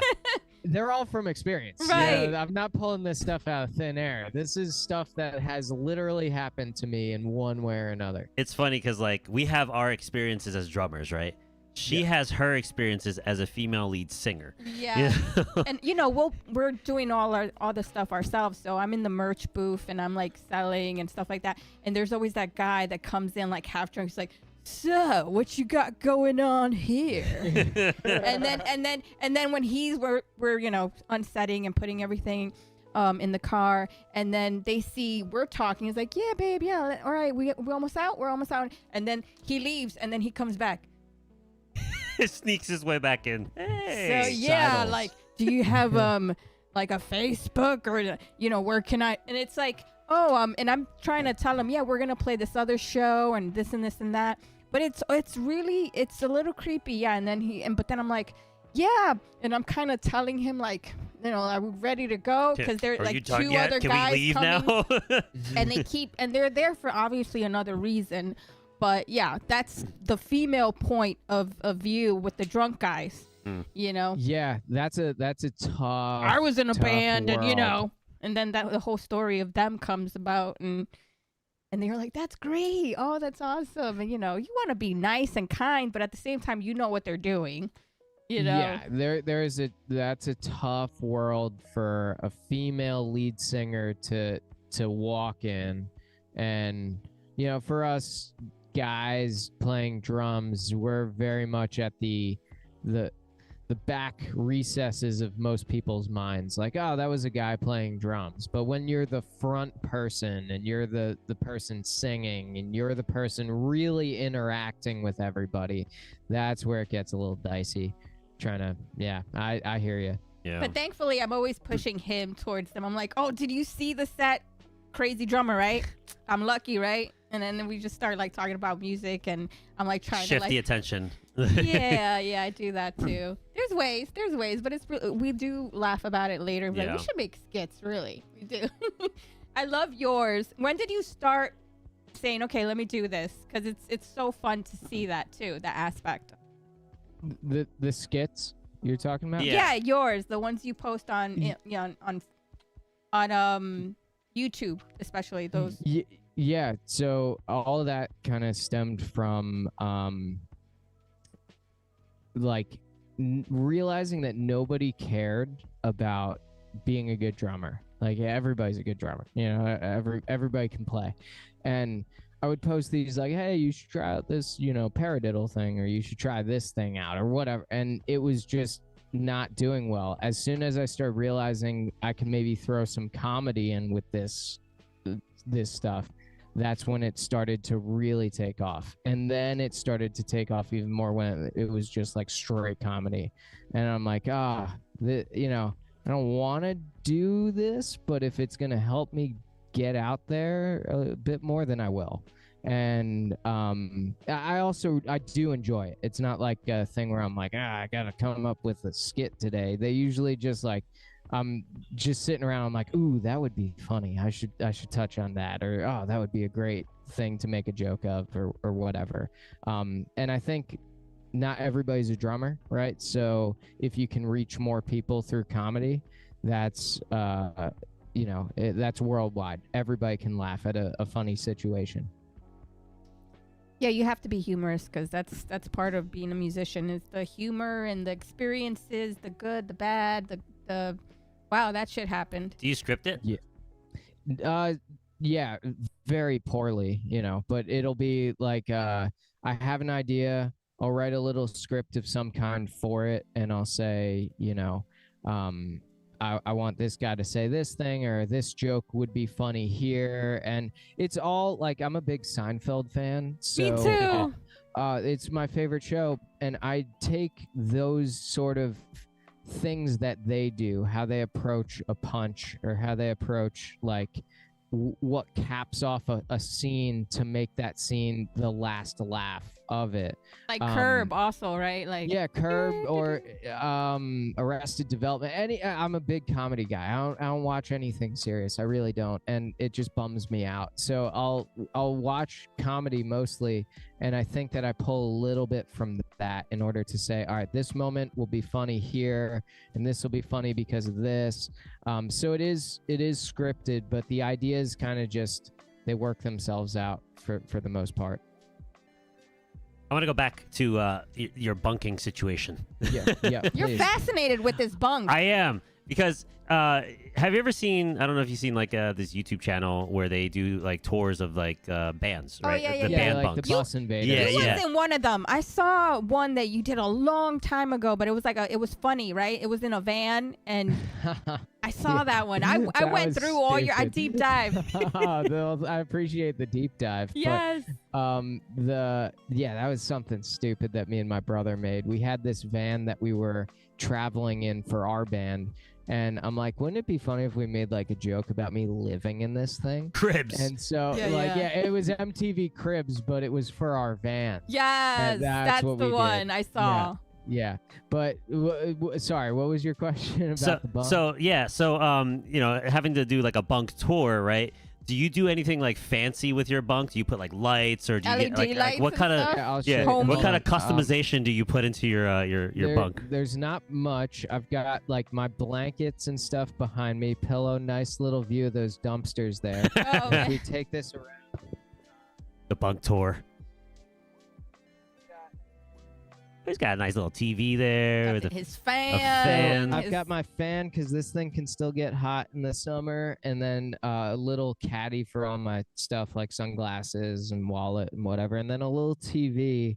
But I generally only just use my phone, honestly, because doom scroll. doom scrolling. No And doom it's- scrolling. it's just easier to like to just have some streaming service queued up on my phone. I just rest that Isn't on. that messed up? Think about it. When we were like teens and stuff, like we wanted the biggest screen TV and Yeah. everything, and now it's like we can have any big screen TV, and we're like, no, we're still just watching Netflix sometimes on our phone and shit. So And we watch it all. It's not even like it's all upright now. We're Yeah. all doing the vertical thing. We're not Mhm. even watching things horizontally anymore. pretty fucked. I think now, like with technology moving, like with augmented reality or even like VR, right? Like Yeah. you can have a nice solid VR headset and just be in a theater right in there Yeah. with surround sound on some solid headphones, you know? Yeah, it's wild. Yeah, when the we lived tech is far. scary. Mm. And then the VR world where you can watch a movie and be like in another place. Like when you miss your wife, right? You can put like if you have them, you can both watch a movie and it feels like you're in the same room and you're looking at each Yeah, other like that's pretty cool. Yeah, we did that when I lived in New Jersey when we it's a started long distance establishing our relationship, you know? Yeah. I took him away. I was like, no, you got to come to New York City, baby. Yeah. I got you the VR headset, and then I have one for myself, and I'm like, we need to do this together because this is the only like opportunity we Throwing can fake actually be popcorn at together, each other. you know? Until like we actually travel to see each other, it's like, you know, for the times that we're not, at least we're all together, you know? But yeah, how is that? Because you're married, right? Yeah. So does she come sometimes to like the bigger shows and you like meet and then, I mean, that could be like 3 months at a time sometimes, right? Yeah, it's right now it's not really ever 3 months at a time. Sean from Smile has a wife and a daughter, so he doesn't even want to stretch out the time longer than he has to. And sometimes that leads into oversaturation. You know, if you can go out and you can do a month in the Southwest, and then you go out and you do a month off and then another month in the Northeast, then you're not oversaturating things. So it's really not, it's difficult, of course. When I'm out here, I'm like, I'm ready to work. I'm having a good time. We have a great crew, our little crew that we are. So everything is very easy out here, and fun. And I look forward to tour. But before leaving, I'm like, man, like I just got back into home life. I'm feeling good. Like I don't need to go anywhere. And then I get out here and I'm like, I don't really want to go back home. I'm having too much fun. I'm enjoying it. So it's this weird, you know, balancing act. And my wife Katie is the most supportive of anything. I don't think I'm allowed to talk about this yet, but there is another tour that's going to be popping up for me.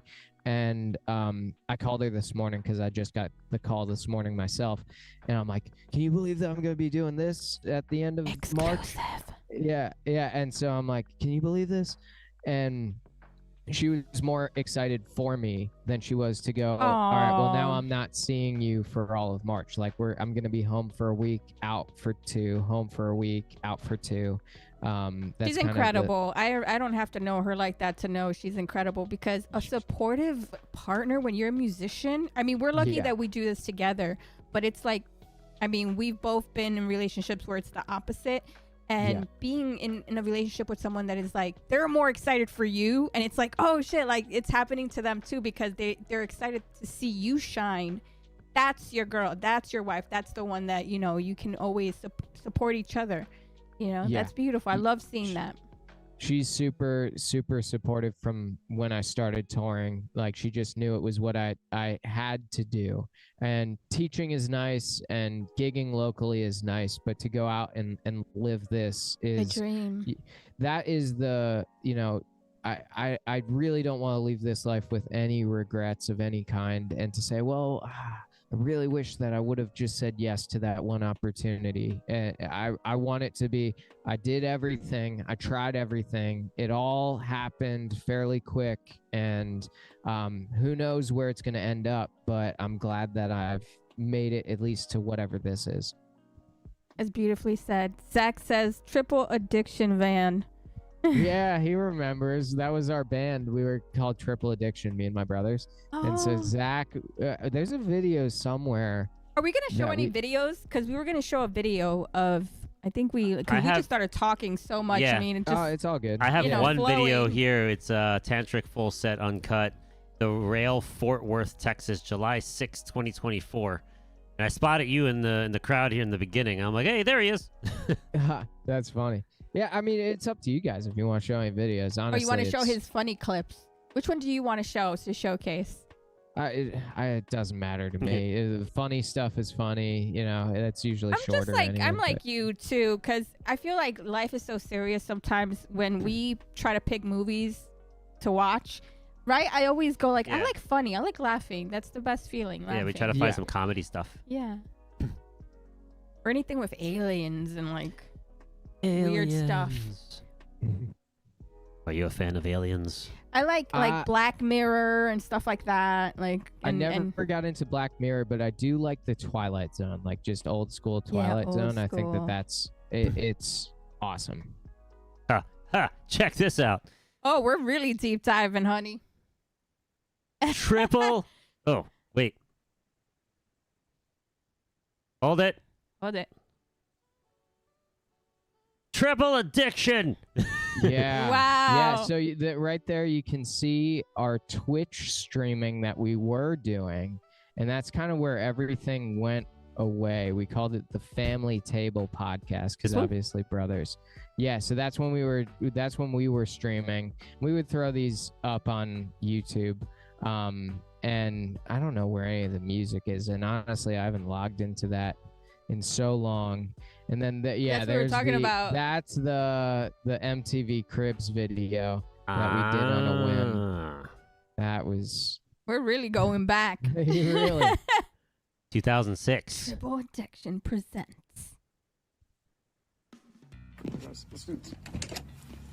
Hey, my name's John from the band Triple Addiction. You're watching MTV Cribs 2006. Let's do it. Oh I man. pulled the MTV Cribs. Yes. Look at you. You look so cute. So baby John. In here, you have my living room. This is the place where I live and keep all of my dirty laundry eventually. I'll get to it. Back here, I have the master dining room. This is where I eat all my meals. Here, let's do that. It's pretty clean though. There's like And no then in the potato back, chips in the corners Get anywhere. yourself the bedroom. This is where I sleep and keep all of my other prized possessions. Follow me out this way. I'll show you. Outdoor patio. The outdoor patio. The world is your patio.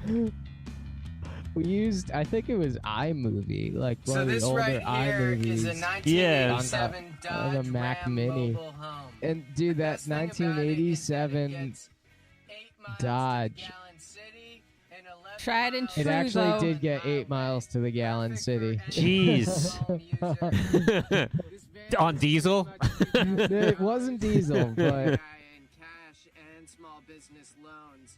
And I only pay for gas, which is pretty sweet. this was, I can confidently say that's where I thought that being a musician and The bridging amenities comedy are was as follows. funny to It's me. perfect. Yeah.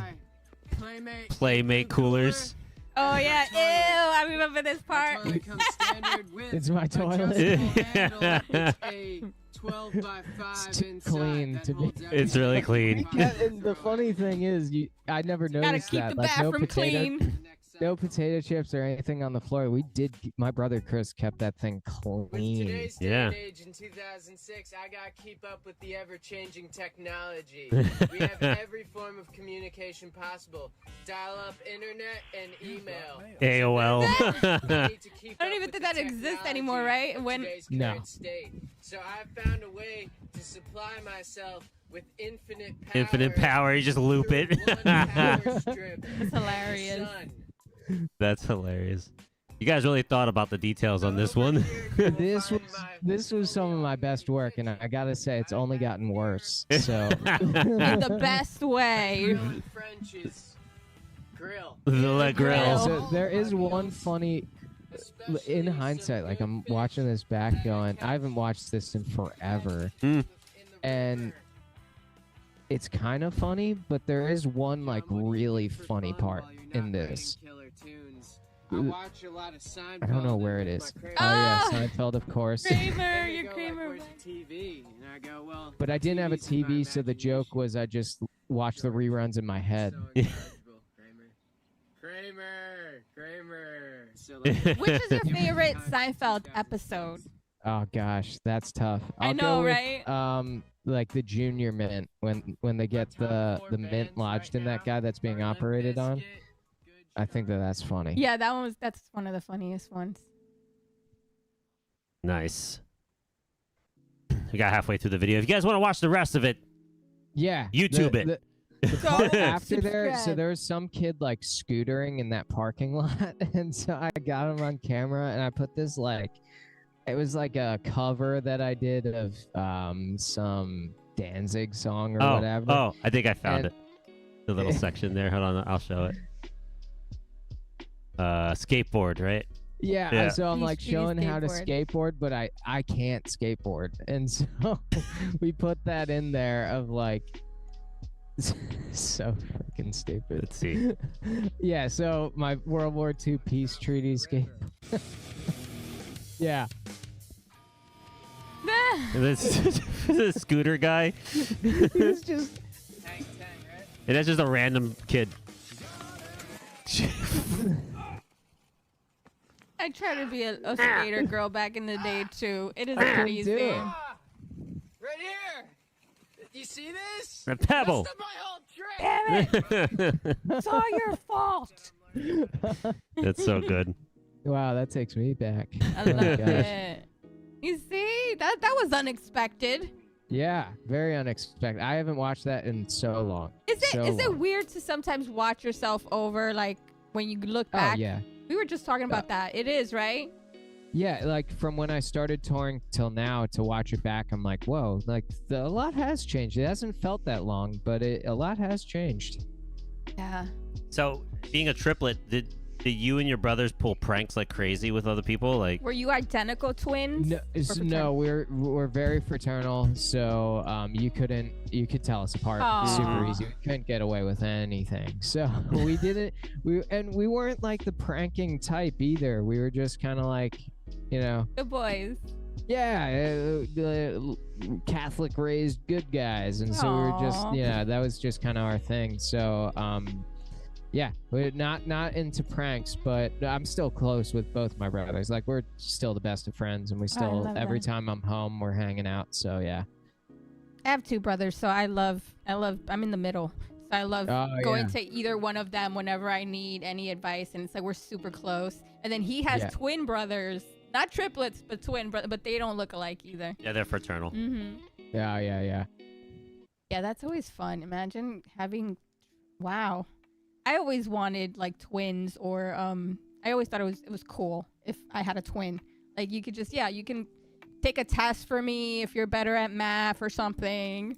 We couldn't pull that off. We really couldn't. No. But yeah, my brothers are awesome. They're the best. Zach says, watching back old videos is weird. I lose my tattoos the further back I go. Oh, the sleeve. Yeah. Yeah, Yeah. I watch like old videos of me just to kind of like critique myself in Mhm. like what I can do better as far as like performance wise and the way I speak and the way I present myself, because there's certain things that I said back then. I'm like, I could have said that better, I could have, Or you wouldn't say it now. or I wouldn't say it, yeah. Yeah. And also the way you play, right? Like you check your posture, you like how you went into the fill. Maybe there's a better way to go into the fill, Yeah. Or if you missed the section, you're like, oh darn, I knew I missed that. Like, what can I do to fix that? Yeah. I'm my worst critique. It's always like that. Same. And that's the best way to be, though. I really think that you can't be self-deprecating to a point of like immobile. Like, I don't know what I'm trying to say. You can't be so hypercritical of yourself that you don't move. Like, like you're rethinking every single thing that you're trying to do. But you also need that right level of criticism to watch something back and go, yeah, I can tighten that part up, or that is a little off. I can make that better, or whatever. I pretty much film every set that I do. And if I have the free time, I will watch it back and just say, all right, look, what could I do better for this? And I'm still finding stuff in songs that I've been playing for years that I'm still like, oh, wait, I've been doing that wrong the whole time. I'm glad no one noticed. Yeah. So we're at the near end of our show, and we have one final question for you, John. Love it. Yeah. So, John, we always ask this for every guest, and it's always fun because, you can kind of see like how it's changed over the years. And you like to think of the soundtrack of your life as being, like the first song that you wrote, or the first song you learned how to play, or the song you and your wife danced on the dance floor at your wedding, like things like that. And I always say that it's always great to see because it really showcases, all the different parts of your life as the 12 songs of the soundtrack of your life. So it's either hard or it's easy. So go 12 songs. Go. 12 songs. All right. Number 1. I have a Spotify playlist. So there you go. Let's go. Woo! Yeah, he really did it. Yes. I listen. Appreciate that. I was an A+ student. So anyway. And it shows. Hero by Chad Kroeger and Josie Scott. Big influence, but the first time I ever liked music was watching the music video for the Spider-Man 1 soundtrack with Chad Kroeger and Josie Scott. And Hero is such a great song. All right. Do you want these sort of rapid fire? You can put a little detail into it as like to why you chose why it. it is one of your favorite songs. Yeah, I think. All right. So number 2 would be Tuesday's Gone by Leonard Skinner. Huge Leonard Skinner fan just for the songwriting aspect, and I think that's one of the most beautiful songs ever written, personally. I'll go with Blind Man by Black Stone Cherry. That was the first time that I heard them. It was a music video that was on YouTube, and it popped up. I'm like, these guys are awesome. La Vie en Rose, specifically Louis Armstrong's version of it. I think it's just beautiful. Louis Armstrong's voice is incredible. And his trumpet playing in that song is just perfect. Coincidentally, I had It's Not My Time by Three Doors Down. I threw that on this list. So that's one of those songs that just gets me moving. Drops of Jupiter by Train, I think, is one of the best recorded drum sounds ever. Really fantastic drum recording on that. Yeah, I love that song. Next, I have Into the Void by Black Sabbath. That is my favorite Sabbath song. Next, after that, Sitting on the Dock of the Bay by Otis Redding. Beautifully written song. Otis Redding's my favorite soul artist, so I had to throw a Otis Redding song in there. I'm also a very big Elvis Presley fan, so Can't Help Falling in Love. That's what a beautifully written song. Yes. I think I got 3 more here. There's this artist, Brett Eldridge, who he was country, but now he's more just singer-songwriter. He has a song called Sunday Drive, and I recommend everyone to listen to it and try not to cry, because you're going to cry. It's a beautifully written song. There's a song by John Bellion called Maybe I Don't Know. That's a beautiful song about who knows what's going to happen in your life, but maybe that's all right. And last is a Switchfoot song called I Won't Let You Go, and that's just a beautiful song about unconditional love. I love that. So that, in my opinion, that would be my top 12. You did it! That's incredible. I did it. It wasn't that hard. It was actually, we did it. We got through the 12 songs flawlessly, and I gotta say, I love your 12 songs because you have everything in there, Jon. You are so well-rounded, amazing person, fun, creative, talented, everything in one package, guys.